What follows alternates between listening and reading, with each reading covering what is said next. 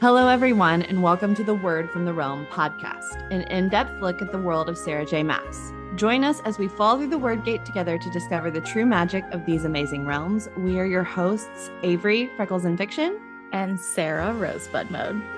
And today we're going to talk about ACOTAR. We're talking about ACOTAR. We finally made it to the Court of series. I just want to say that was exciting. Avery got to do the intro this time. Oh my God, stop it. I'm like, it's Avery's turn. I get to sit back and relax and enjoy the show. Just kidding. It's not going to happen. But Avery is running the show definitely for this ACOTAR portion. So I'm pretty sure you don't know the meaning of the word relax. I don't.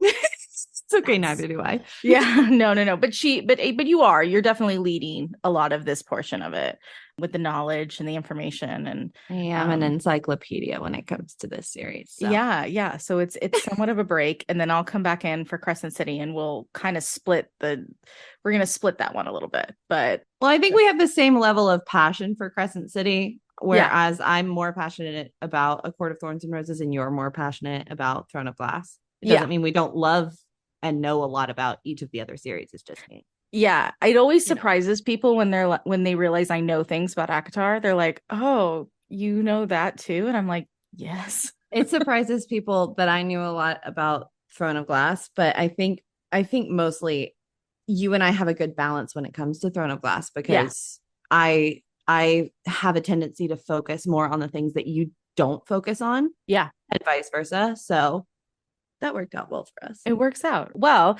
talking about this series, which is very different, in my opinion, from Throne of Glass. Wouldn't you agree? It's similar but different, but definitely more different. I think Throne of Glass is like, it has a depth to it that comes with a lot of prep and pre-planning. Yeah. And I think with A Court of Thorns and Roses, there is depth and there is pre-planning, and that is very evident, but it is more of a laid back series. I would agree. It's not as intense of world building. Like it's there. Yeah. I'm not going to sit here and like say it's not, but because that's some of the stuff that I focus on. But it is, while Throne of Glass can be character driven, it is more about the world itself. Yeah. Whereas this series is definitely more like character focused, especially because the trilogy is told in first person, which I have a love-hate relationship with first-person storytelling. Yeah. Okay. So before we get into it, the one thing I did want to say before we dive into this podcast, this one's going to be a little different than the Throne of Glass ones. The Throne of Glass ones, we really tried to not spoil you guys for the rest of the series. This, Court of Thorns and Roses, is really hard to talk about because you both have an extreme dislike for a very particular character. It's very hard to talk about after reading Mist and Fury. So what I will say is, if you have not read up to Mist and Fury, please listen to this podcast when you finish, because we're going to dive into a certain character. We will be talking about some of the events in Mist and Fury, obviously not fully diving into it. In fact, this is the one time Avery and I are recording a double feature because we can't not talk about Mist and Fury. So we're doing this, and then we're eating dinner, and then we're doing that. I just can't. I can't. Oh, I can't. Mm-hmm. Okay. So like everybody knows that I have this deep love for A Court of Thorns and Roses. I will tell you flat out right now, I have maybe reread A Court of Thorns and Roses, the book, 4, maybe 5 times, including the time I did the notes. If I pick up A Court of Thorns and Roses, I read from Under the Mountain through the end and go straight into Mist and Fury. I'll read a little sooner. I read I start at chapter 20, but I skip around. Sometimes I will.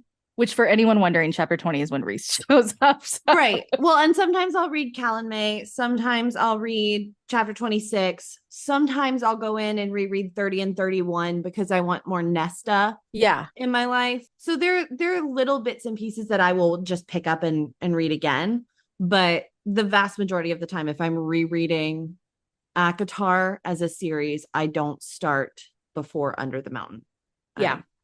Read Under the Mountain through. That's why most of my timelines start at Under the Mountain too. Yeah. One thing before we totally dive into this chapter section, and I do want to ask is, do you remember the first time you read this and what did you know?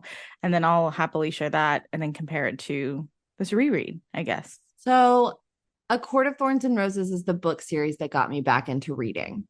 And I picked this up on December 27th of 2020, which I think is hilarious because I did all of quarantine without reading. So I don't know how I did that, but I somehow managed. But this book, my friend Nikki in college had been trying to get me to read this series because she loved Sarah J. Maas, and she was like, "Avery, you need to read it. You're gonna love it. You love Game of Thrones. You love all of these things. Like you're a big fantasy nerd. Like you're gonna love this series." And I was like, "Okay, okay, okay, okay." Well, the closest mall to us was 45 minutes away at college, and so we did like a day trip one day, and we went to Barnes and Noble, and she made me buy this book, and this book sat on my bookshelf and traveled to and from college with me for 7 years before I just randomly one day decided to pick it up. And I was like, okay, we'll just pick this up and read it. I texted her and told her I was reading it. And she was like, oh my God, stop. And so I started it, and it was a Sunday. I started it early afternoon, I think. And I read all day. I didn't stop. I read the whole book in one sitting. The only time I paused reading this book, I didn't even pause to eat. I like picked up snacks and ate while I read. The one time I paused was to log on to Amazon or Barnes and Noble or something and buy the rest of the books because I didn't have them. So I had this bastardization of book covers that I hated. So I've purchased this series more than I care to talk about. But I had the original paperback cover. And then when I ordered the rest of them, they were the colorful ones. And I was like, no. But I finished this book in a day. I remember I have one video from this, and it's me Snapchatting my friend Nikki. And I said, I don't like Tamlin, and I don't like, am I supposed to like Tamlin? I don't understand. Yeah. And then she had just mentioned Rhysand around me, but that's all she had said. And I said, when does this Rhysand person show up? I don't get it. And so I read the whole thing, and I basically haven't stopped reading it since. And what year did you start reading it? Because I know you got it 6 years ago. I don't know if you mentioned it was December 27th of 2020.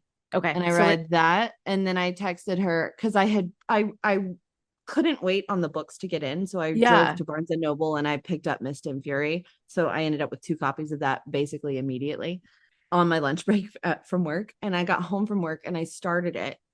And my parents called me to dinner just as, he said, hello, favorite darling. So, that was fun for me. But I went and I picked up that book, and I called her and she was like, you have to split the book up. And I was like, fine. She's like, you have to.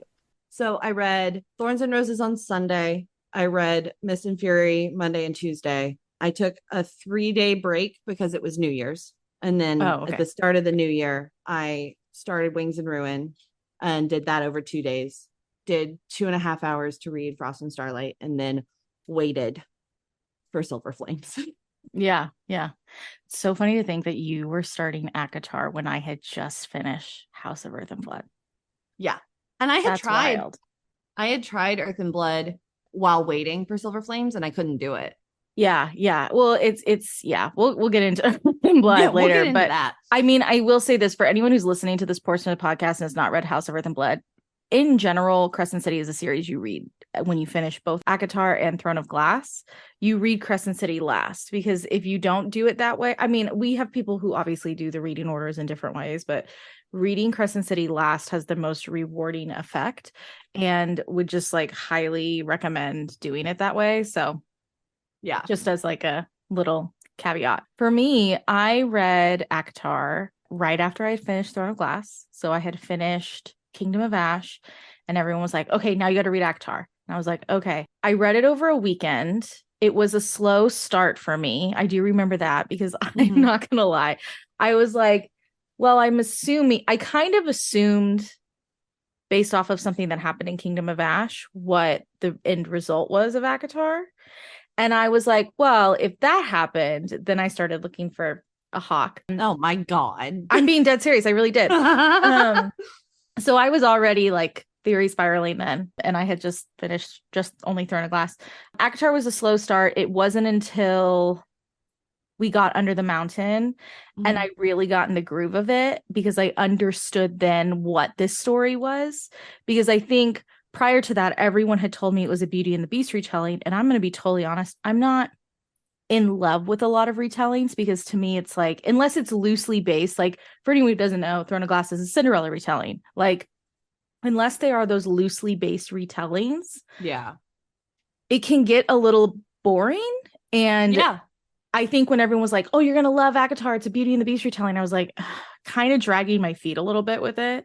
sure. And then I realized, like, yes, I think A Court of Thorns and Roses is similar, but it's still, you can see that's not the overall plot. Right. No, it has those touches, those like little moments that are reminiscent of Beauty and the Beast, but I would not categorize it necessarily as a retelling. Yeah, no. And I think that's kind of what Sarah did so well because and I know like people disagree, but to me it's like I can see the Beauty and the Beast side, obviously. And then once we get Under the Mountain, it shifted to Hades and Persephone. And I was hooked at that point. Well, yeah, of course. Yeah. So you and I have a Greek myth thing. Yeah, we love Greek myths. Well, and Greek myths is what got me into reading. So it was like, I'm always looking for, because I mean, to keep everyone to have some perspective, I had read A Touch of Darkness, then Throne of Glass, then A Court of Thorns and Roses. So I clearly was invested in Hades and Persephone because I loved A Touch of Darkness so much. But yeah, it was a very interesting series to read. And I do remember I went live right after I had finished ACOTAR, and that's when everyone was like, by the way, can't wait to see the wedding, like your and I was like, whose wedding? What wedding? What do you mean? There's no what now? I was like, who's and they were like, Farah's, and I was like, that girl wasn't engaged. Did I miss the page where she got engaged? Like, I'm so sorry. When did a ring get put on her finger? And they were like, oh, just wait. It was a month after Under the Mountain. That's you're wondering. That's ridiculous. Okay. I was engaged for 2 months at the start of. That is ridiculous. But anyway. Totally agree. It was absolutely asinine. Oh my God. But regardless. So just because I kept putting red flag, red flag, red flag, red flag. I just ACOTAR, I'm like, oh my God, how do you not see it? Yeah, it was just it was a good time. So anyways, that's my little spiel. Okay. Chapter breakdowns. I will say this really quickly. So I think what makes in my opinion, I think rereading Throne of Glass book 1 is more satisfying than rereading A Court of Thorns and Roses book 1. Absolutely. But I think rereading a Mist and Fury is so satisfying compared to Crown of Midnight. Oh yeah, for sure. I think just to throw that out there. It's hard to compare Mist and Fury to any other book because Mist and Fury is basically in a category all its own. It is that good of a book. It's one of those books that I can't stop talking about. Yes.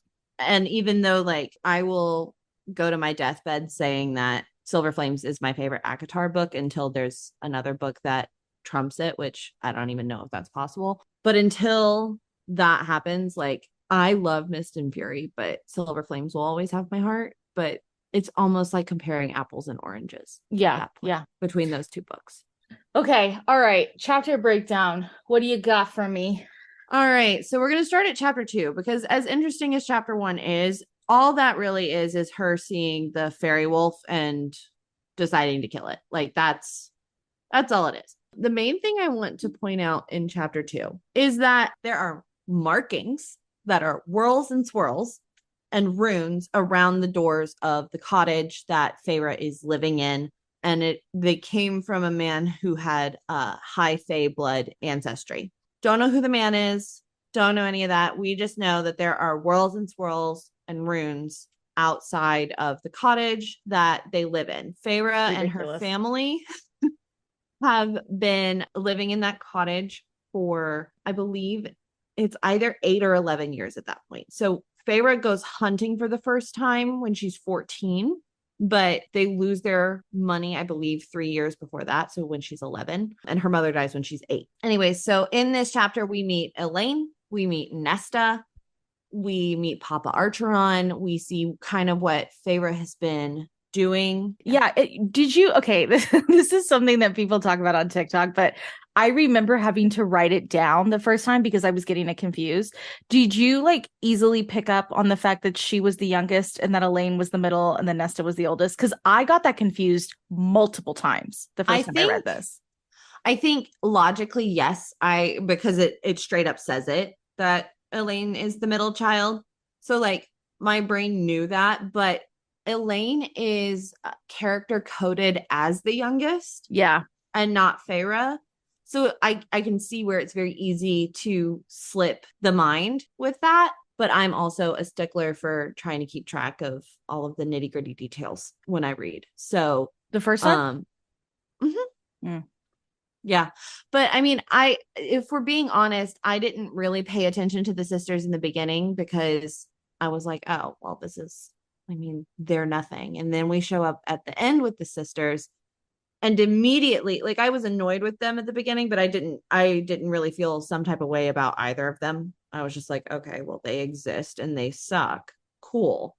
They reminded me a lot of the stepsisters in Cinderella. Agreed. And I am just going to say it because this is my Nesta energy coming out. If you say you liked Nesta in this chapter, you're a liar. Yeah. Like if you started this book and you're like, oh, I liked her from chapter 2, I don't believe you. Like no.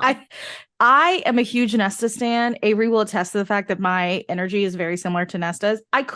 She was irritating in this chapter. No, it isn't until later in this book that I was okay. It's chapter 30 where I started to like Nesta. Yeah. And we'll get into that because I have that chapter marked. But yeah, the sisters in this chapter, they both just seemed needy. And then it was coded where like you really didn't like Nesta, but you could like understand Elaine.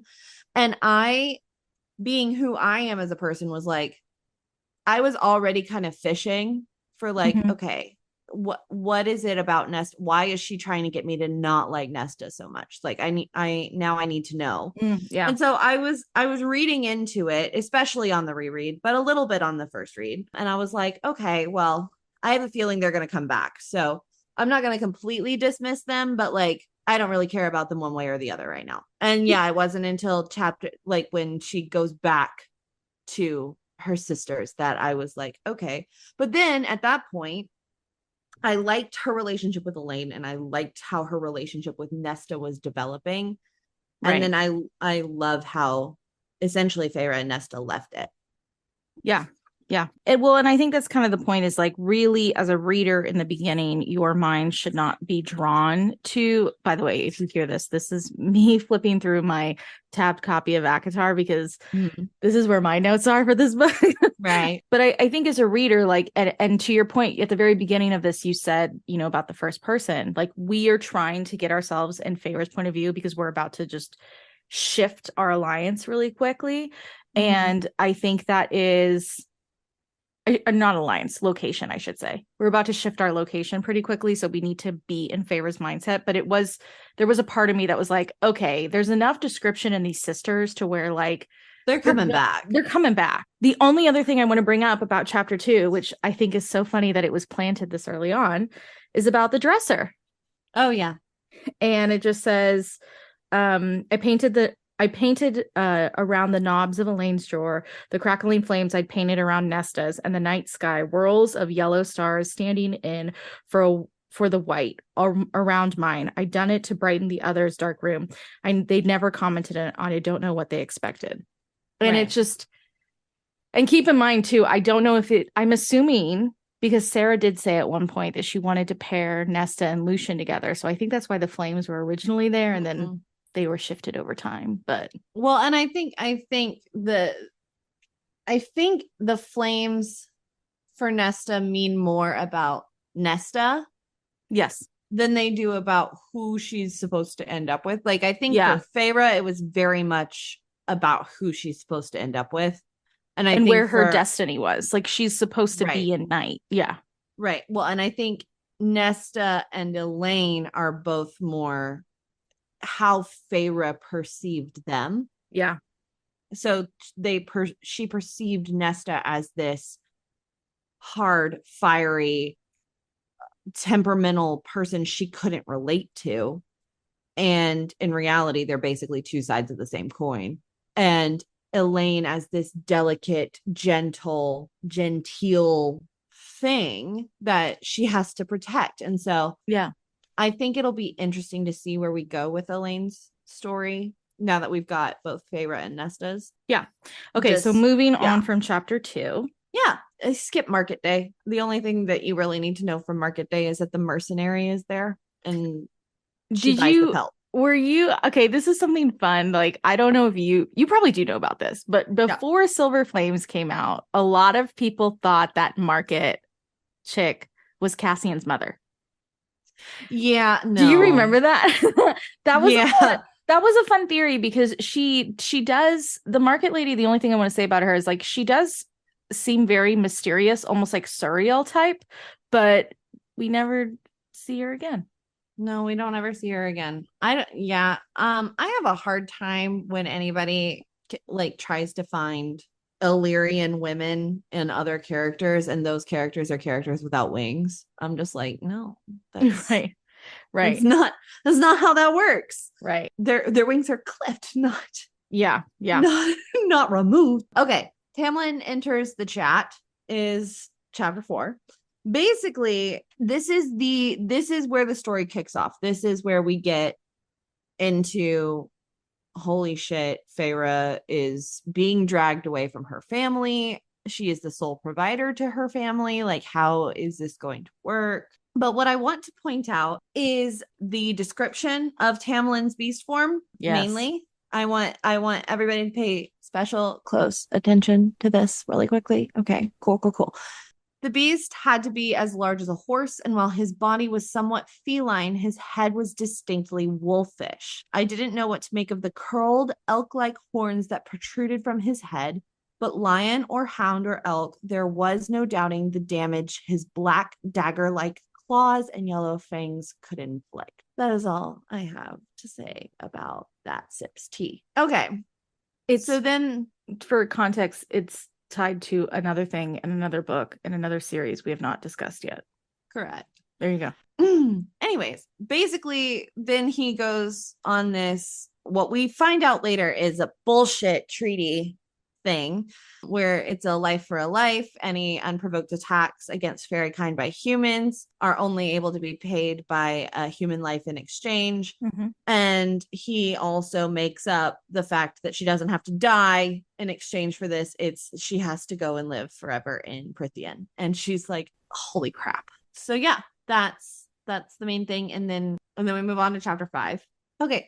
So the main thing I want to bring up from chapter 5 is this is a good chapter that has a little bit of information in it as far as like what Feyre knows about Prythian. Yeah. What's been taught to her. Yeah. I just want to point this out because everyone always complains about the map and ACOTAR. And they're always like, oh, well, we just don't see past it. I noticed this on the reread and I was like, what the hell? Like, I never realized there's this massive paragraph where it goes in to talk about sandblasted deserts, great oceans on the other side, blah, blah, blah, blah, blah, narrow sea. And I'm sitting here and I read this and I'm like, can we see those locations? Like it was very reminiscent of me reading Throne of Glass. And there was a very similar paragraph that like of worlds or locations we never saw in Throne of Glass. Right. And so to me, like when people complain, I'm doing air quotes, when people complain about like, oh, well, we just stay in Prythian. Like, no, I mean, yes, but like, it's not just Prythian. Like Feyre clearly indicates that. And her father was a merchant and he traveled, but it was interesting that paragraph was there before we go to the wall. So that was what I wanted to say. So Feyre agrees to go with Tamlin, which we don't know his name at this point, but it's Tamlin. the beast man. Mm-hmm. Anyway, so she agrees to go with him to Prythian to live out the rest of her days.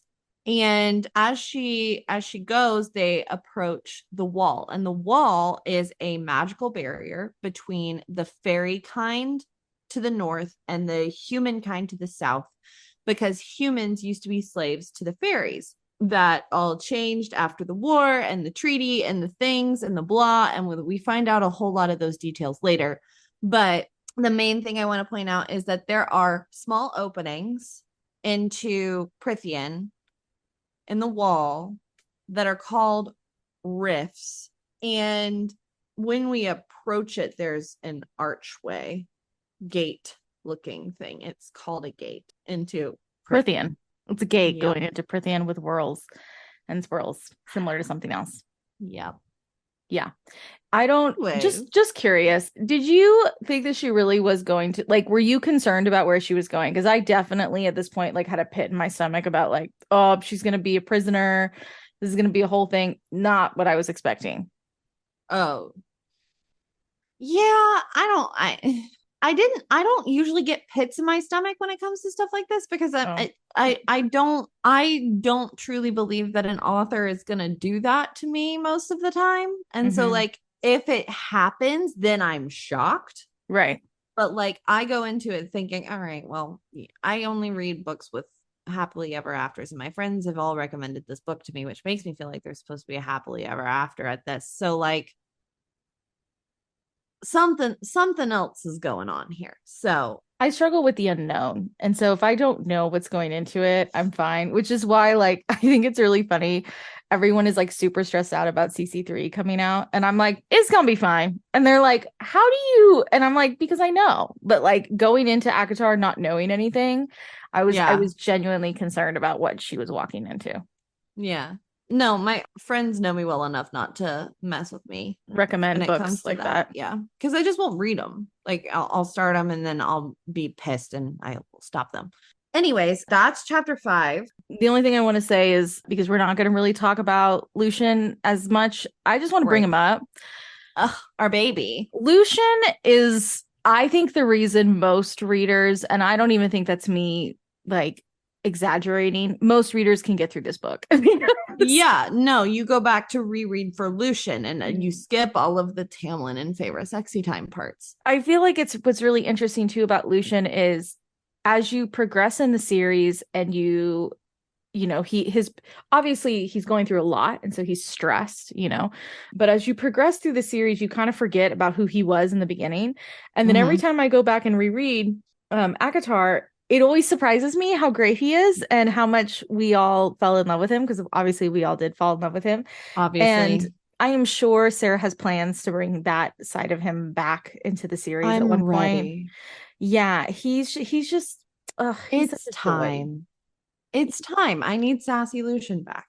Yeah, he just I love him dearly. So he has his own trauma from Under the Mountain. Oh yeah, no, forgive him for.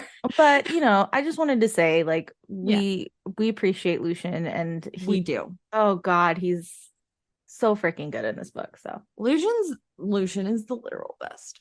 Yep. Lulu. Okay, chapter 7. So Sarah and I have briefly talked about the Beauty and the Beast situation and how that there are elements of Beauty and the Beast in here, but we wouldn't necessarily categorize it as a retelling. Lucian is Lumiere, and I will be taking no further questions. And that's basically on like this whole interaction here that kills me. It's I told you so, Tamlin. He flicked a glance toward his friend. Your skills with females have definitely become rusty in recent decades. Tamlin, he glowered at Lucian, shifting in his seat. I tried not to stiffen at the other bit of information Lucian had given away. Decades. So like, anyways, it's I literally, he's just like, you're so stupid. The only other thing I want to mention from chapter 7 is Tamlin uses invisible hands on Feyre. You really don't need to bring this up, but it's fine. I do have to bring it. I have to bring it up once. We don't have to get into it, but just he uses invisible hands. Okay. Then they talk about a blight, and that is significant because they are technically, we find out later, under a spell and not able to tell her what's going on. So they are circumventing the wording of the spell in order to try to hint at things to get her to understand what's going on. So that's a big thing. in chapter 7. It's so funny going back and reading this book and seeing how much they tried to like tell her things without telling her things, or like basically give us as the reader a hint of what was actually going on without telling us. It's really funny. Lucian did his best. So did Tamlin. He really did. Chapter 9 has like a big fairy magic info dump, so I would recommend going back and reading that, but I'm not going to get into it. And then chapter 10 is the bog, the bogey, or however we say it. It's the boogeyman. It's the boogeyman. Yeah, it's the boogeyman. You're not allowed to look at it. Which is still so creepy. Like, I totally the other thing we totally did not talk about, and like, of course we didn't talk about the freaking masks. Oh, yeah, because we're not going to talk about that because those don't exist in our brains. They really don't. They're all masked. I want to know how stupid gold metal masks that are different animals, except for Tamlin's, who's this ornate. I don't understand. I don't know how many people genuinely like remember about the masks when they're reading it, but like I only remember when it's brought up, and then every other time they don't have a mask on. This is our petition to Hulu to please remove the mask. We don't need it. We don't care. Find a different thing. It's please, it's like The Last of Us. We didn't need the masks, and we didn't need those in The Last of Us, and they cut it all out of the show for obvious reasons. Oh yeah, you wouldn't be able to see their faces. Anyways, okay. So then chapters 10 and 11 are monsters essentially. So those are things that you need to know kind of, but like we don't need to get into depth. So there's the bogey, bog, whatever, the boogeyman, and then there's the puka, who essentially make Feyre hallucinate that her father has come for her, which we all know would never happen. And then Feyre basically, this is the moment in Beauty and the Beast when like Belle runs to go back to her father and gets attacked by wolves, and the beast comes to save her. Like, yeah, exactly. That's what this is. Yeah, that's what this scene is. So we can just skip because none of us care about it. Okay, so chapter 13. The reason I want to focus a lot on this chapter is that Feyre is left in the study, illiterate, can't read a word. Feyre is left in a room full of books, which is really ironic. And she finds a map of Prythian. This is one of the coolest chapters to actually go back and reread, because isn't this also where the tapestry is? Yeah. So it's basically what I love about Sarah J. Maas's writing is sometimes it's very fairy tale feeling. Yes. And so like when she talks about this, it literally says, it began with a cauldron. And I'm like, oh, yes, give it to me. It began with the cauldron is the reason in the playlist it's the Avatar theme song, because it felt like Avatar: The Last Airbender. Yeah, air, water, earth, fire. Mm-hmm. That's what I titled the chapter also, because it felt appropriate. It feels very like, it feels like we need like epic music and like a background of like, it began with a cauldron. But yes, the map spanned the entirety of our world, not just the land on which we stood, but also the seas and the larger continents. Each territory was marked and colored with some intricate, ornate depictions of the beings who had once ruled over the lands that now belonged to humans. All of it, I remembered with a shudder. All of the world had once been theirs, at least as far as they believed, crafted for them by the bearer of the cauldron. So yeah, so there's a whole hey, we're going to info dump the world to you. Good luck. Here you go. Well, so and that's different than the world we receive early on. Like we meant, like, you know, Avery mentioned very early on, we hear from, I think it's chapter 5 again, like Feyre's point of view. And now we're hearing what the Fae have historically. So we're comparing, I mean, we're doing that a lot. Like Feyre believed that the fairies can't lie. And so that is something that she went in and believed. Also, they believe that iron is a deterrent from Fae. That's not true. Like it is true other places. It is true other places. But the point is, like, what I find so interesting about ACOTAR is like, and then I think it's because it's told in first person that it makes it really work, is that we're finding out where the lies, or maybe not even lies, but where history has just kind of forgotten things. Yeah. Maybe be a more appropriate term. That's the thing Sarah likes to do. She likes for history to make us forget things. Right.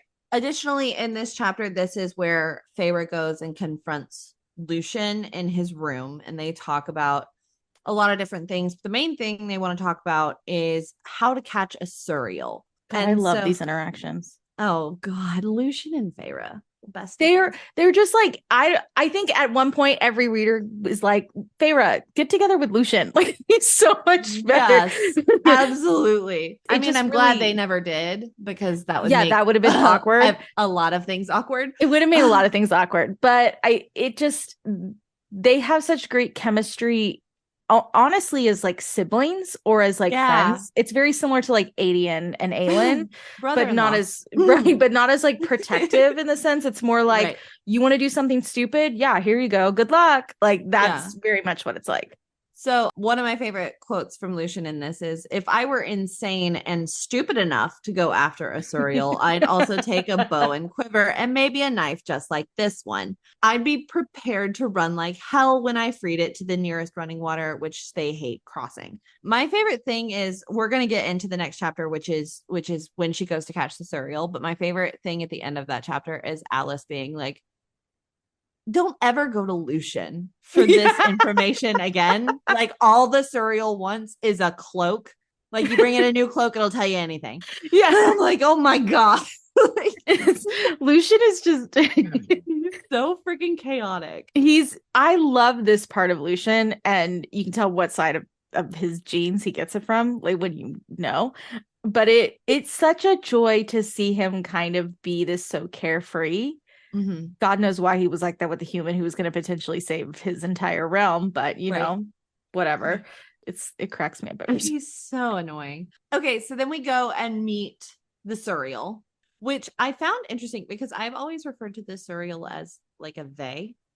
Like, it does not have pronouns. It does not have a face in my head. Like, it, like, you know, it's always gender non-conforming, and yet there is a gender assigned to it in the books. Yes, and I feel like maybe that might be why I thought it was a her, but I will say, as the books progressed, I thought it was a they as well, but it did have a motherly like quality to it that I appreciated. I think it's a he.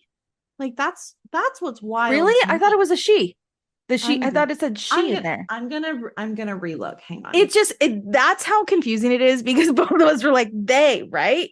And I will say too, like, these are the chapters I like to bring up to people when people are like, oh, Feyre didn't really do a whole lot, because there are people who really struggle with Feyre, because obviously characters like Nesta and Aelin and Bryce, I mean, just looking at Bryce and Aelin, they're very, very strong, confident female characters. And not to knock Feyre down, I think she is confident, but she is more hesitant, I think, compared to Sarah's other main characters. And so some people are like, well, I don't really like Feyre. She's not as, brash as the other two. But I'm like, okay, well, Feyre does do a lot. She's almost like a Katniss Everdeen, like shooting everything like perfectly, or a Nesrin. Like, she's just a different, she shows her strengths in different ways. And I think that's what I enjoy. And I like this scrappy side of Feyre in this first book. It's a lot of fun to see her.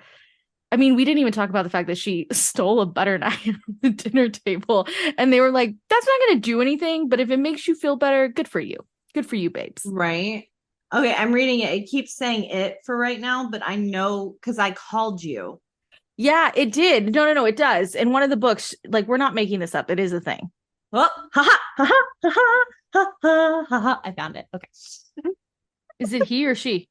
It's a he. So, across the violent western sea, there is another fairy kingdom called Hybern, ruled by a wicked, powerful king. Yes, a king, he said when I raised a brow. Not a high lord there. His territory is not divided into courts. There he is law unto himself. Humans no longer exist in that realm, though his throne is made of their bones. So, the Suriel is telling her about Hybern, and she says, he said. So, there are several instances earlier where she refers to it as it or the Suriel. And then there's this one moment right here where it said, he said. Because the important thing to remember is the Suriel is a breed of a creature. However, we are talking to one Suriel in the trilogy, the original trilogy. Right. However, there are other Suriels out there. Yes. But I also, this is because the Suriel's a dreamer. Yeah. Yeah, exactly. But I do also want to point out, as far as the Suriel goes, there is a moment where the Suriel says, stay with the High Lord. Yes. That is very very important. Okay. It's very important. But Stay with the High it's Lord. very interesting when you reread it because you know what it's supposed to mean, but it's still, when you're rereading it, it's still like leading you towards thinking it's Tamlin. Yes. Yes. And it's not, but it's also Feyre's mantra when she goes to Under the Mountain, stay with the High Lord. And there's a very specific High Lord she has a tendency to stay with Under the Mountain. So that's all I'm saying. I know that's right. I'm saying. Anyways, so that is the surreal chapters are almost always an incredible info dump in a way that it makes it feel not info dumpy. So you're getting a lot of information in those chapters because Feyre's asking a lot of questions, but it's still like really fun to read. And then, the Naga come and try to attack them. And one thing I also want to point out is that Feyre shoots and frees the Surreal first before she runs for her life. You got anything else you want to bring up?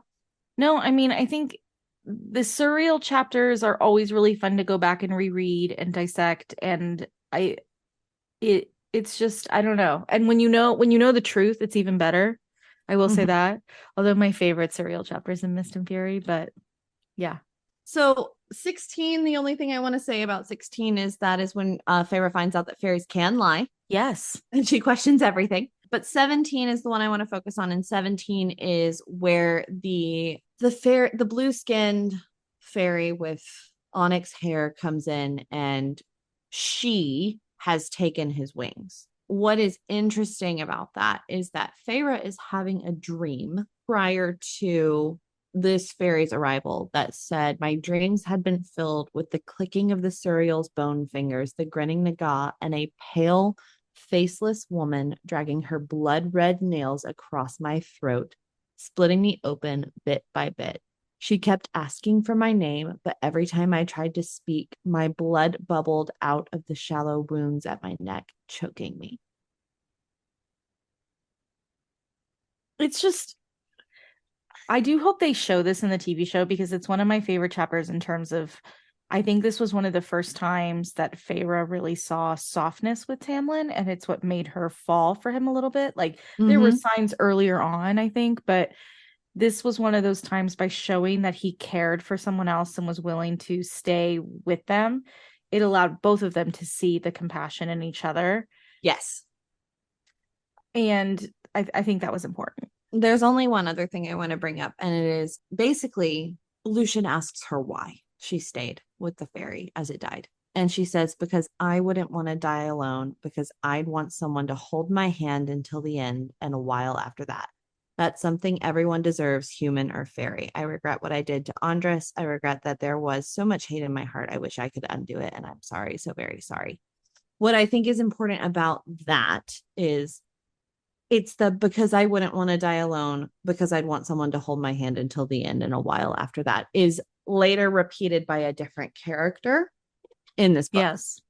Yes. So pay attention there. Next up is in chapter 18, which I'm not going to delve too much into, but we get the history of Lucien. And basically it's just a really sad fucking story. Yeah. That's all I have to say about that.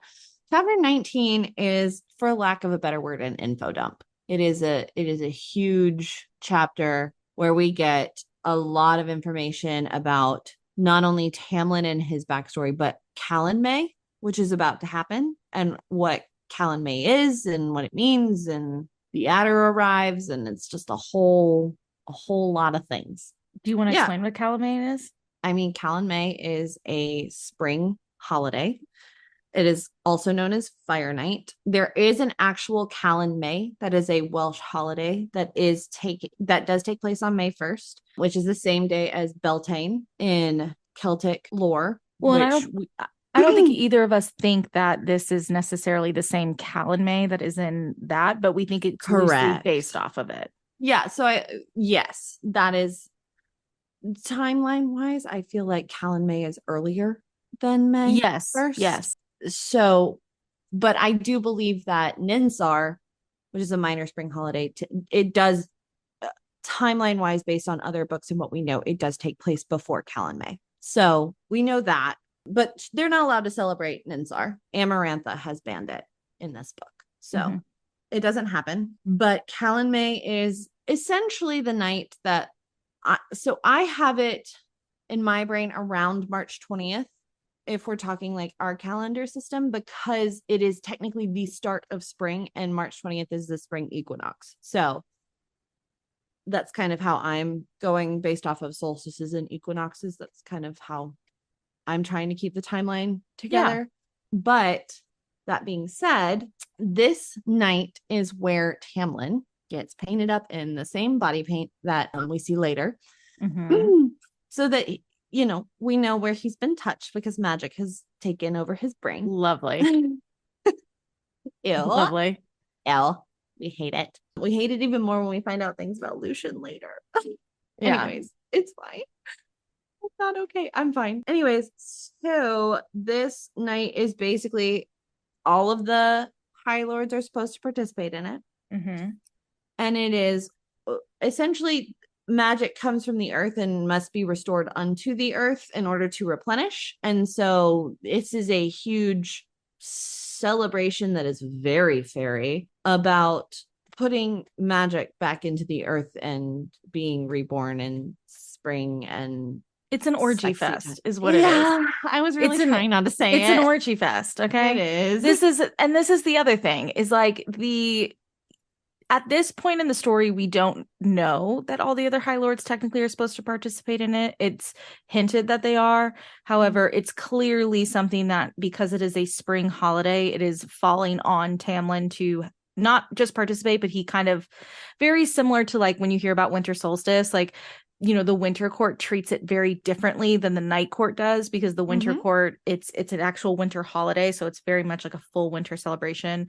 Probably not the same thing in spring, nor is it in summer, but summer solstice would be a summer thing. This is spring's thing. You know, this is their holiday. So I think that is what makes Callan May so interesting. And especially because like, as they're preparing for it, Lucian and Tamlin are like, you're going to stay in your room and you're not going to do anything. So stay in your room. Don't say any, like, don't leave, just stay in your room and don't leave. Set a trap, but don't leave. Come for you. Yeah. Don't leave. But then as we get into chapter 20, she hears a voice that calls her away from her room that she's supposed to be locked in. And she sneaks out. Yeah, because of course she does. She sneaks out and she runs into some fae. And they basically are like, who are you? Because everyone's feeling themselves. Everyone's feeling. And so they see this young human and they're like, who are you? We feeling ourselves here. We feeling ourselves. And then someone stops them. Yeah.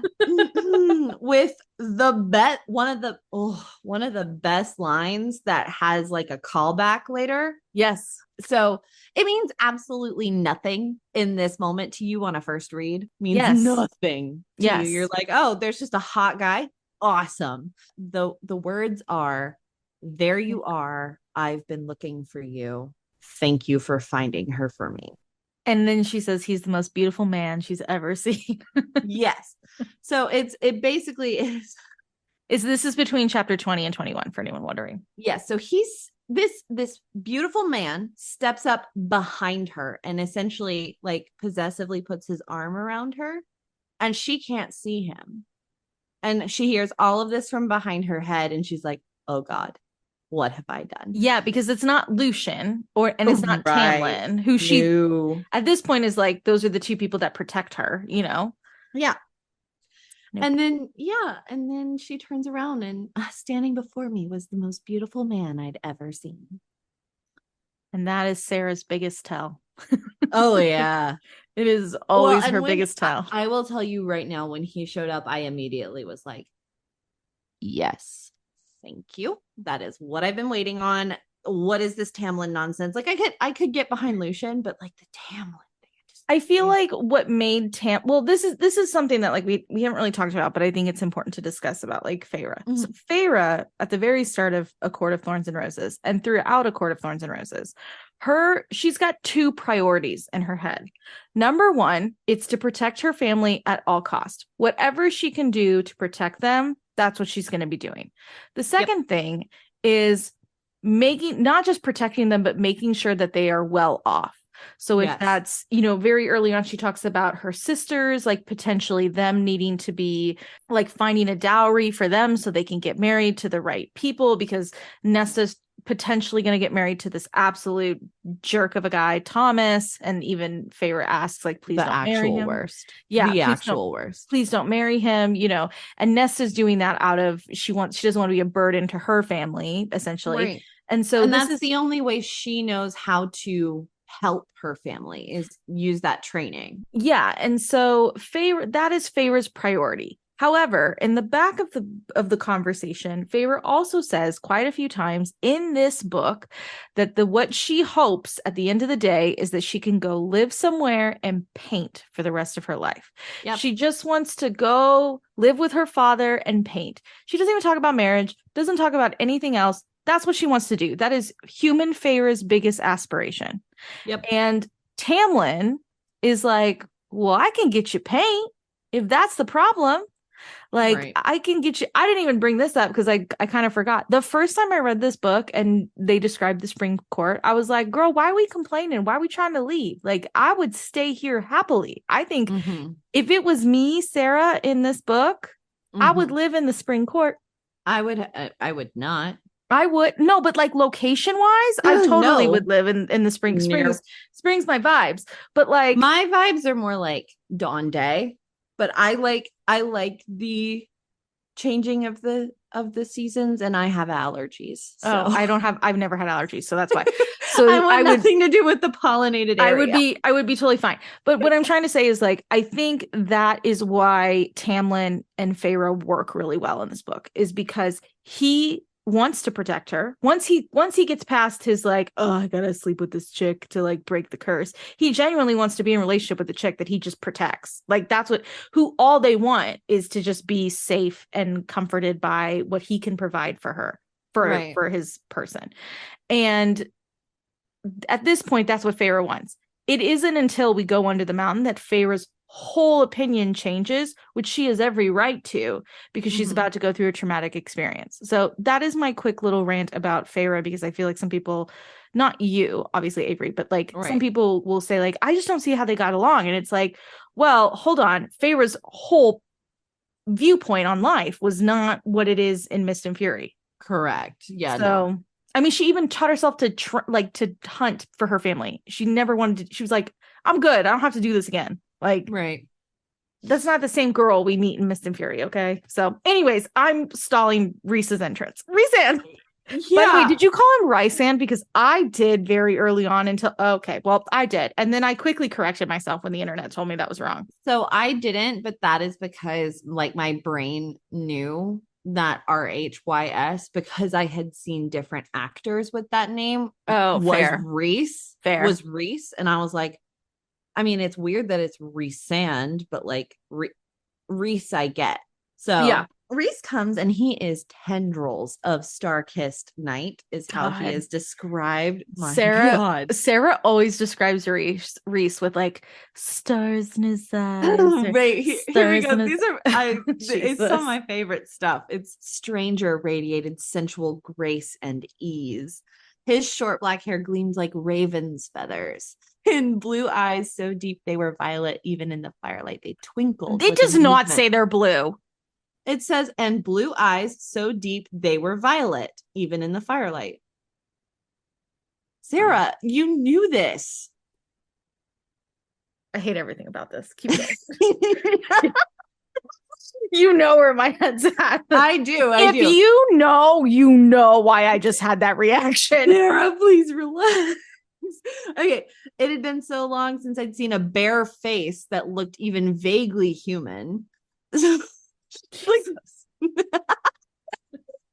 clothes, all black and finely made, were cut close enough to his body that I could see how magnificent he was, as if molded from the night itself. Jesus. I could have sworn tendrils of star-kissed night trailed in his wake. By the way, I just want to quickly say the reason I groan about this is like at this point, Rhys is like that for me. Rhys is like your really hot brother that like everyone's attracted to. I'm like, great. Awesome. So glad you think he's hot. Anyways, I feel like more when people talk about how hot Reese is. She's like, yeah, he's hot. He's pretty. He takes too long in the shower, but yeah, like that's how I feel about Reese. But this last one is like one of my favorites. His eyes gleamed in a way that suggested staying out of trouble meant staying far, far away from him. Yeah, that's accurate. Yeah. The man's remarkable eyes seemed to glow with enough of a deadly edge that I backed up a step, because all the monsters have been let out of their cages tonight. So no matter what court they belong to, so I may roam wherever I wish until the dawn. I loved she does ask if he's from Spring Court. He goes, no, absolutely not. It's amazing. It's absolutely amazing. My favorite, and then Lucian shows up and like gets Feyre back to the manor. And Lucian has no idea that she interacted with Reese. Correct. Yes. Yeah. No. My favorite little thing, I blinked at the same moment he did, and then his eyes went wide. He vanished into nothing, and a second later, someone grabbed my elbow and yanked me out of the crowd. Idiot, he yelled at me, then glanced behind him toward where the other fairies stared. Useless human fool. Without further word, he slung me over his shoulder as if I were a sack of potatoes. It's the great right. Cauldron boil me. Didn't anyone tell you what it is? My silence was answer enough. I could almost see the drum beats pulsing against his skin, beckoning him to rejoin the crowd. Fire Night signals the official start of spring, in Prythian as well as in the mortal world. While his words were calm, they trembled slightly. I leaned against the wall of the hallway, forcing myself into a casualness I didn't feel. Here, our crops depend upon the magic we regenerate on Callan. We do this by conducting the Great Rite. Each of the 7 High Lords of Prythian performs this every year, since their magic comes from the earth and returns to it at the end. It's give and take. Tonight, Tam will allow great and terrible magic to enter his body. The magic will seize control of his mind, his body, his soul, and turn him into the hunter.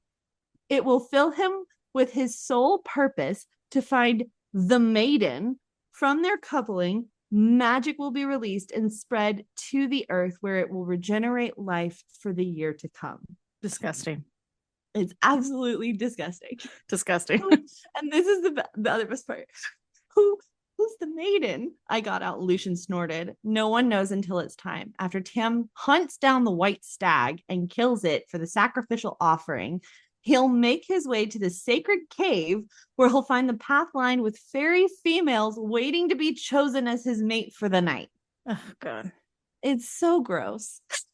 I mean, if it was the night court, I wouldn't have this reaction. If it was day, I would not have this reaction. No, of course. God, I'd be like, I'd participate in that. Listen, if Lucian was the High Lord of Spring, we'd be having a different conversation. I'm just saying, if it was Helion, I'd be like, we need to strategize where I am in the lineup for that one. Yeah, seriously. No. Anyways. So moving on from Callan May. Yeah. Okay. So the next chapter is basically Feyre shows Tamlin all of the paintings she's been making. And then chapter 23, I don't really want to talk about it. I really don't, but I feel like I need to. Is this where they sleep together and kisses her eyes? They don't sleep together yet. He kisses her eyeballs so that she can see magic. That's all we need to say. Yeah. There you go. We talked about it. Okay, great. It's weird. Chapter 24 is when a spiked head shows up at the spring court. Hell and they talk about Rhysand in very negative words because they don't know him. Anyways, and then chapter 25 is the midsummer party with fairy wine, which I think is very interesting. Okay, because the midsummer party is happening and there's maypoles and fire, which sounds a hell of a lot more like the actual Callan May to me. Oh no, I'm sorry. That sounds a hell of a lot like Beltane. That is Callan May. I know, but I mean Beltane as in the one that's in Throne of Glass. Yeah. Yeah, that I'm not talking about myth. I'm talking about the one that we physically have seen in a story. Yes. So what's interesting is that is called the Midsummer Party. But then later, when we're under the mountain and Feyre is taken to party with Rhys for the first time, he says, "Happy Midsummer." Mm-hmm. So like, I have questions. Anyways, moving on. Feyre gets drunk on fairy wine. That's all you really need to know about this chapter. 26. Okay. So 26, I'll talk about this one because I haven't talked about a chapter yet. Oh, 26. Hey, I'm like this. I'm not gonna talk about the whole thing. Go ahead. I just want to talk about. So 26 is when Rhys shows up again. Yeah, it is. And this is fun because I'm trying to figure out how to word it, but what I really enjoy about it is the fact that if you go back and you reread this chapter after knowing, like once you read 54 in Mist and Fury, go back and reread this chapter because it has a whole new meaning to you. First off, it has sassy Rhys, which is who I love. I love sassy jerk face Rhys. I'm sorry. That's just, I know it's unpopular, but I do. And I appreciated that this was the chapter where like things were kind of starting to get on good footing in spring. And then Rhys shows up and everything explodes. The main things to remember is Tamlin can tell that Rhys is here because I think Rhys also makes his presence somewhat known so that they know he's arriving. Lucien takes Feyre and hides her in like one of the curtains in the dining room, essentially. But what I think is so funny is he covers her with his magic and Rhys is like, really? Like, that's the stupidest thing ever. But we find that out later. And then he has like he's got some great banter. The best part is he gets mad because he's like, you dare glamour her from me? This is also where we learn his name because we didn't know Rhys's name up until this point. Well, we knew Rhys's name and we knew the hot guy, but we didn't know they were the same person. Yes. Sorry, that's what I meant. And so it says, "What do you want, Rhysand?" And it says he smiled. Rhysand, come on now, Tamlin. I don't see you for 49 years, and you start calling me Rhysand. Only my prisoners and enemies call me that. Like, this is the banter I love with Rhys. And then I love the line at the very end where it says, "Go to hell, Rhys." And he said, "Always a pleasure dealing with the rabble." And like Avery says, then they see the plate. And that is what triggers Rhys to realize that Feyre's in the room. Mm-hmm. And he then gets really mad that they glamored her. Lucien tries to tell Rhys that it's his lover, that it's not Tamlin's. Mm-hmm. And then Rhys does the one thing that I would say is the only thing he regrets in this chapter, which would be going into Feyre's mind. Yeah. And he goes in there and he says, "She has the most delicious thoughts about you, Tamlin. She's wondered about the feelings of your fingers and her thighs between them too," he chuckled. And then it says, "I'm curious, why did she wonder if it would feel good to have you bite her breast the way you bit her neck?" And Rhys keeps going. And all I have to say is, this is going to bite you in the butt and wings and ruin, Mr. Rhys, High Lord of the Night Court. I'm just saying. You're just saying? There's a certain scene in Wings and Ruin, and I think about it every time when I read this, and I think, Tamlin learned from you, Rhys. This is it. Yeah. So and then he makes them bow. Yeah. And then he asks for her name, and she says Claire. Yep. And then the only other thing I want to point out that Sarah hasn't mentioned is that Feyre watches Rhys leave, and it's then Rhysand vanished into nothing as if he'd stepped through a rip in the world, leaving us in horrible trembling silence. Hell yeah. And then chapter 27, which we're not going to talk about, is where Avery throws up, which means that Feyre and Tamlin sleep together. Yeah, I don't have great fond memories of that moment either. I don't even remember reading it the first time and being like, oh, okay. It's fine. Well, it's because he's literally sending her home. Like, they sleep together and then he sends her away. Yeah. And I think this is the one thing I will say, and I think this is true about Feyre and Tamlin's relationship, is they were always good about sleeping together. They had great sexy time. Other than that, there was no other part of that relationship that worked, because every time they needed to have a discussion, they slept together. Anytime they needed to have like an intense, like both of them had felt differently about something, they slept together. And it's like, okay, well, both of you need to stop because you're not helping the other by doing therapy. Therapy. So Tamlin puts her in a carriage and sends her back to the human lands. Yeah, but Lucien is pissed. One of my favorite thing is he looks at her and says, "I thought you were smarter than this." Yeah. Poor Lucien. Poor Lucian. The only other thing we need to mention from chapter 28 is Faye was talking about the other humans, and she says the other servants were human too, all of them restless, not at all like the utter stillness at which the high Fae held themselves, unfinished, graceless creatures of earth and blood. Love that. Okay, great. Moving to the human lands. Yeah. So I was going to say the only thing to mention about 28 and 29 is like Elaine and Feyre's father feel they're just like very in bliss of the fact that Feyre's back, and they don't really think anything of it. They believe the lie that Tamlin has fed everyone. Nesta is the only one that is sus. So that's all I want to say about that. And then we get to 30. Yeah. So in 30, this is where we find out that Nesta was not affected by Tamlin's glamour, which is so good. So she says, there is no Aunt Ripley. Your beast's little trick didn't work on me. Apparently, an iron will is all it takes to keep a glamour from digging in. So I had to watch as Father and Elaine went from sobbing hysterics into nothing. I had to listen to them talk about how lucky it was for you to be taken to some made-up aunt's house, how some winter wind had shattered our door. And I thought I'd gone mad, but every time I did, I would look at that painted part of the table and then at the claw marks farther down and know it wasn't in my head. And then she talks about it. She says, he stole you away into the night, claiming some nonsense about the treaty. And then everything went on as if it never happened. It wasn't right. None of it was right. You went after me. You went after me to Prithian. I got to the wall. I couldn't find a way through. You trekked 2 days there and 2 days back through the winter woods. She shrugged, looking at the sliver she had pried from the table. I hired the mercenary from town to bring me a week after you were taken with the money from your pelt. She was the only one who seemed like she would believe me. This is when I started to like Nesta. Same.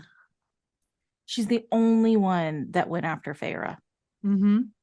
This is why when people are like, Nesta never cared about Feyre. She did. She did. Her stubbornness won out most of the time. Her stubbornness for what her father did nothing to, of. But Nesta always has had a sort of feeling about Feyre. So then she says later on, she and Nesta are talking again, and Nesta says, there are days when I want to ask him if he remembers the years he almost let us starve to death. And then Feyre says, you spent every copper I could get too. She says, I knew you could always get more, and if you couldn't, then I wanted to see if he would ever try to do it himself. Instead of carving those bits of wood, if he would actually go out and fight for us. I couldn't take care of us, not the way you did. I hated you for that, but I hated him more. I still do. And then she's like, he always known I hate him. Even before we became poor, he let mother die. He had a fleet of ships at his disposal to sail across the world for a cure, or he could have hired men to go into Prithian and beg them for help, but he let her waste away. He let her die. You would have gone to the ends of the earth to save your High Lord. Yep. And at this point, the High Lord is Tamlin, in case anyone's wondering. Ew. There is one thing I loved about this chapter that people don't talk a lot about, but like Feyre does explain the relationship to Nesta, obviously, about Tamlin. And Nesta is almost like a hopeless romantic, and she's like, well, go after your High Lord. Like, and it's not, I don't want to say it's uncharacteristic, because it is characteristic of Nesta, but it is something that people forget, that she really did want her sister to find love and find happiness. And it isn't until we see, the bitter side, but Nesta went through a lot to get to that point. So it's just something fun that I like. The next chapter is when she decides to go to Prithian. So she goes to Prithian, and then let's go all the way to 34? Before she, in a second. Yeah. But before she leaves for Prithian, she makes sure to make Nesta aware. Yes. That fairies can lie. Yeah. There is a blight of some kind that could affect the human realm. She needs to be ready to go. Yep. And then, it's a whole thing. It's a whole, I mean, I basically before Feyre leaves, because Nesta's like, go back, like save your High Lord, and Feyre's like, hold on, before I do need to tell you pieces of information. And you can even see like the glamour wears off of Elaine and Papa Archeron as well. And they don't even have time to have a conversation with Feyre. Feyre's like, I'm out. And Nesta's like, I'll explain to them. And that's really where we end it with them until we see them in Mist and Fury. Yep. And then the next two chapters we'll skip to 34 for in-depth, but just a brief overview. So the next two chapters, Feyre goes back to the spring court. She finds Alice. Alice explains the entire curse to her, except for the one part she can't explain, which we find out later. Basically tells her everything that happened. Lucian and Tamlin have been taken under the mountain, all of the things. And then she gets Alice to take her to a secret tunnel shortcut that leads to under the mountain. And then Feyre is caught by the adder. Yep. In that tunnel. Yeah. Gonna talk about 34. I mean, the only thing I want to say is this is when the riddle is brought up. Yeah. So this is when the adder brings Feyre to the front of it, and by the front, I mean like in front of everyone, and she meets Amarantha for the first time. And Amarantha makes a bargain with Feyre, and the bargain is that if she completes 3 tasks, she will lift the curse. But if she solves the riddle, she will lift it instantaneous. And once the bargain is struck, everyone just starts attacking Feyre, which is really intense. And everyone's in the room. The one thing that drove me nuts. The adder and his cronies start attacking Feyre. Oh, I thought it was some of the Fae too. Like, no. Oh, okay. The other thing that I wanted to bring up, and this is where I started to fall out of love with I mean, I was never like in love with Tamlin, but this is definitely where I was like, it's not this guy. He just sat there and did nothing. And he continues to sit there and do nothing, which I understand the strategy because Lucian tries to explain it, and I can get it from like Tamlin's general mindset. Still annoying. It's still stupid. It doesn't make any sense. Like, you have this human girl that you've been wanting to protect this entire... I mean, like, don't even get me started on the fact that Tamlin never wants to train Feyre. And yet she continuously puts herself in situations where a little training might be helpful right now. So she's standing here, and also Claire is like dead on the wall because that's who, that was the name she provided, and Rhys used the name not realizing it was an actual person. But we later find out he took care of that and made sure it was fine. Well, not fine, but less painful for Claire. But it's asinine to me that like Tamlin just sat there while all this was going on and did nothing about it. And like Lucian's the one that risked his life, not even because Tamlin asked him to do that, but because Lucian just assumed that's what Tamlin wanted. So that's my rant about 34. 35 is when she wakes up in the cell and Lucian comes and fixes her broken nose. And then 36 is the worm. Well, yeah, but 35 is also where she's dragged in front of Amarantha, told to give her name. Lucian is held by Rhysand in that moment. And then she gives her name in exchange for essentially Lucian's life.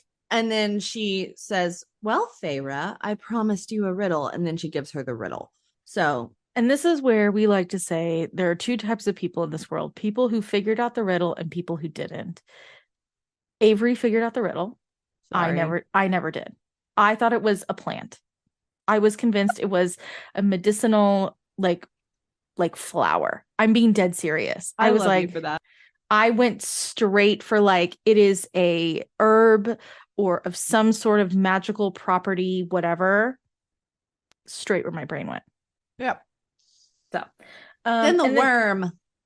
And then the worm, which famously on TikTok is the worm from SpongeBob, because that's what we all say. If you didn't picture this worm as the Alaskan bullworm, you're lying. Yeah, you're just lying to yourself. You're just lying.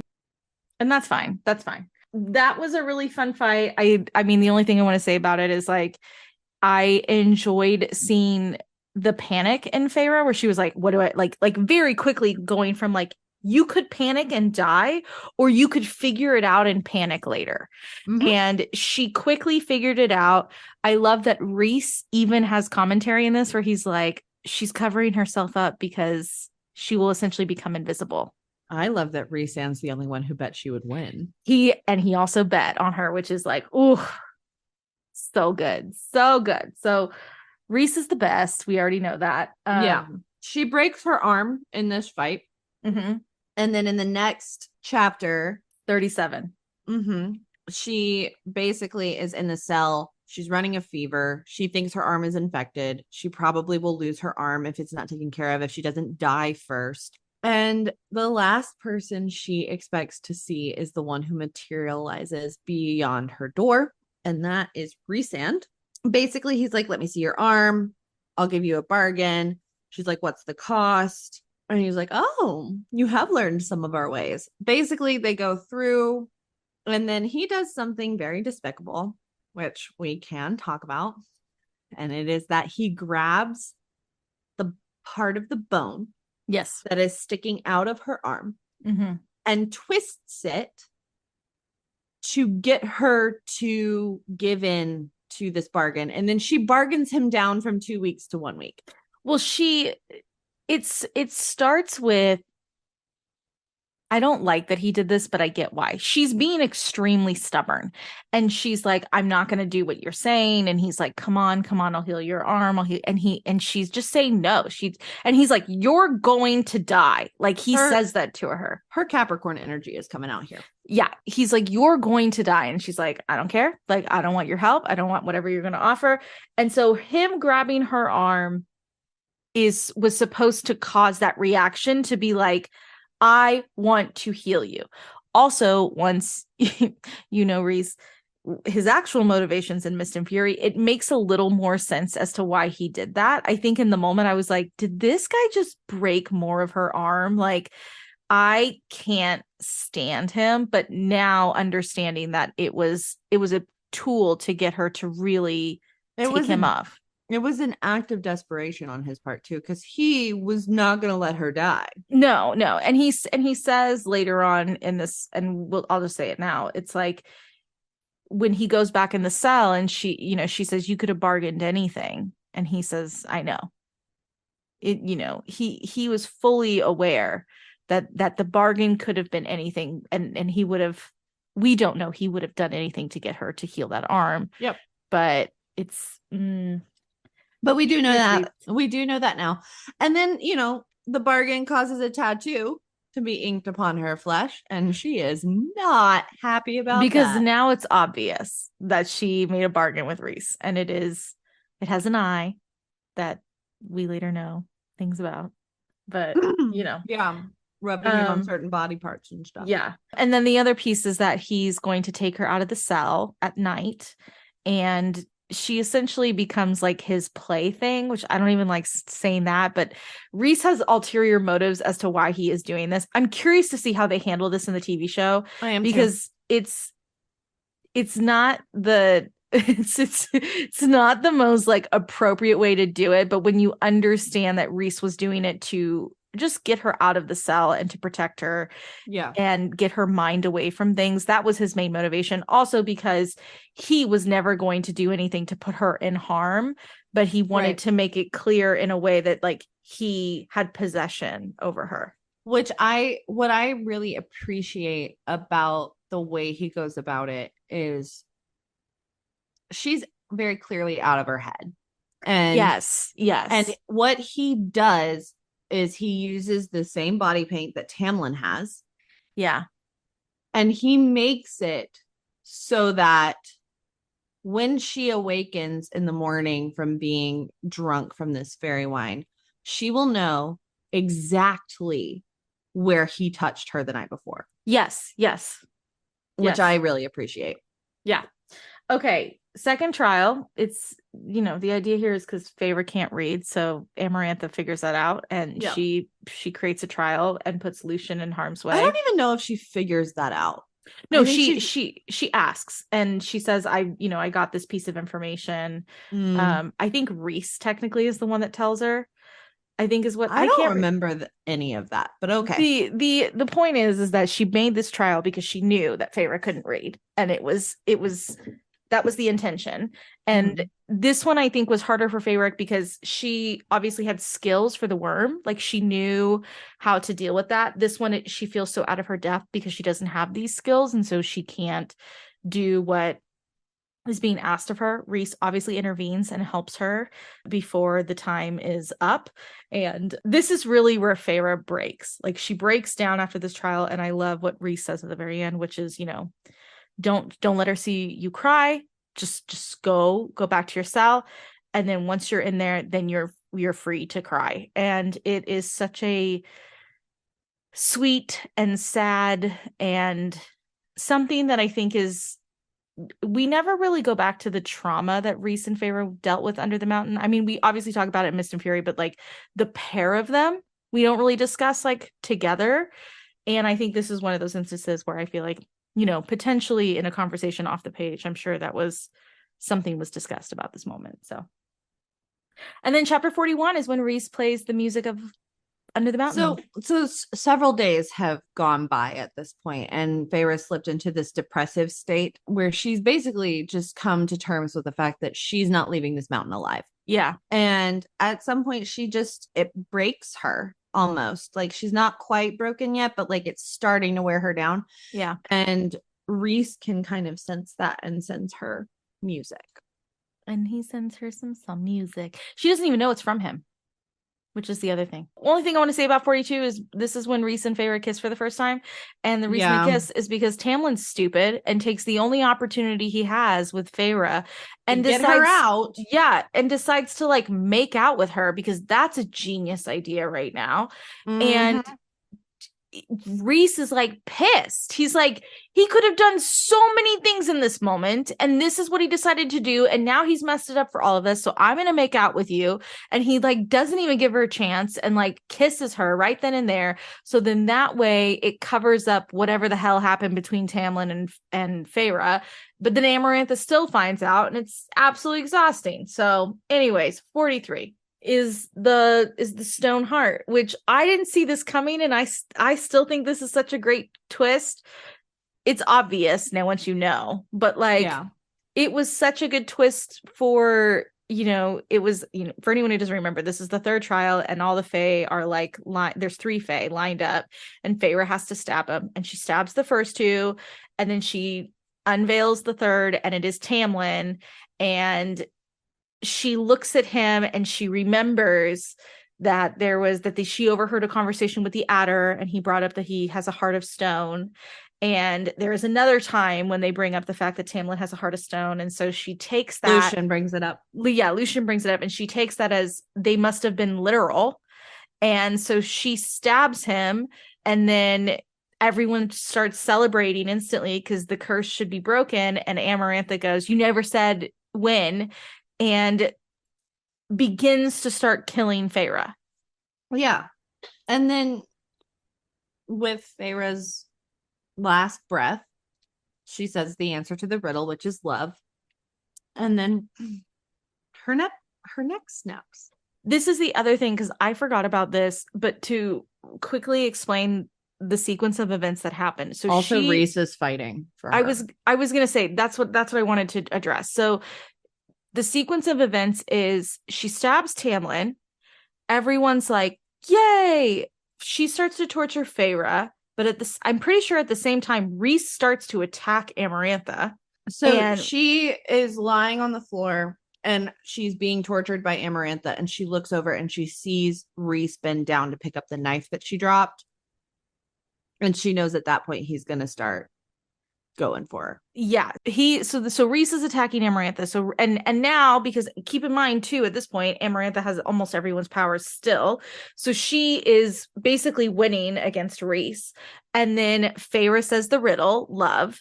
And in that moment, everyone gets their powers back. And Tamlin, who Rhys had secretly been trying to like agitate, then makes the killing blow to Amarantha by ripping her neck out. After Feyre's neck has snapped and she's dead. Yeah, okay. And then Rhys, mind to all the High Lords, is like, we're bringing this chick back to life. And they start to drop their kernel of power into Feyre. Mm-hmm. So that is the sequence of events in which that this happens. I always forget it's Tamlin that does the killing blow to Amarantha, but it is. I do know that. He kills Amarantha. It's very gross. But then we also need to just talk about the fact that we're getting most of this information from a dead Feyre. Yes. Who's holding on to the bargain bond. I can't even say it with a straight face. We all know it's not the fucking bargain She's bond. Holding on to the golden threaded bargain bond. Bargain bond my ass. Through Rhys's eyes. Also. Through Rhys's eyes. And home is at the end of it. Girl, what's your first fucking clue? Come on. So good. Yep. And then she wakes up and she's Faye. Yup. And then they like celebrate for a couple of days under the mountain, and then Reese like summons her with a tug, and then we get to the balcony scene, of the bargain bond. and then we get the beautiful conversation about like, be glad of your human heart, Feyre. That is, by the way, this is chapter, those who don't. Yeah, this is chapter 46. This is the last chapter. Yep. And he stumbles. Reese stumbles. And our mostly put together High Lord just kind of stumbles. I'm going to be honest. This is the one thing that I am so proud of myself. And at the time, I can say this because we already told you we're spoiling Mist and Fury. So I can say this. I mean, I knew from that one stumble that they were mates. And everybody knew. Well, no, that's not true, because at the time it wasn't like well known, like Sarah J. Maas's book, like the mating thing. If you know about the mating bond, it is something that's like obvious. But like, this was my first mated book, really, because like the mating bond is very different in Throne of Glass. Like it's like a very different thing. And I knew, and I didn't want to tell TikTok. And so I didn't say anything for like days, because people are like, you say you have a theory, but you don't want to share it. And it was that recent.